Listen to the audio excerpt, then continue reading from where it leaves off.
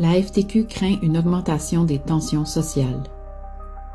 Deux crises, une même logique d'exclusion. La FTQ craint que la baisse des seuils d'immigration permanents envisagée par le gouvernement Legault favorise l'exclusion et les tensions sociales, une alerte qui résonne avec la crise du regroupement familial. L'isolement et l'incertitude comme politique. D'un côté, des familles séparées pendant des années, de l'autre, des travailleurs qu'on prive d'un avenir.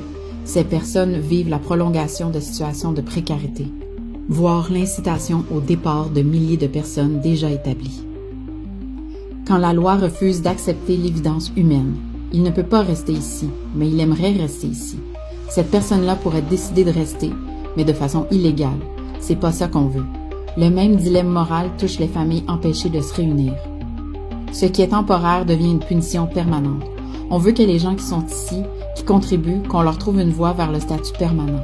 Même logique pour les couples et enfants coincés à l'étranger depuis des années. La contribution n'ouvre plus les portes. Elle entretient l'attente. Ces gens-là contribuent.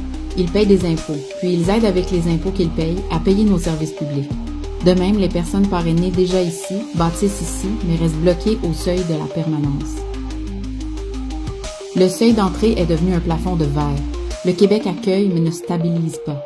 Les seuils proposés, 25 000, 35 000 ou 45 000, sont jugés peu réalistes par la FTQ. Comme les familles, les travailleurs vivent derrière des chiffres. Forcer un départ, c'est effacer une vie déjà vécue ici. La FTQ dénonce l'incitation au départ de milliers de personnes déjà établies, déjà en emploi et qui fondaient des projets de vie au Québec.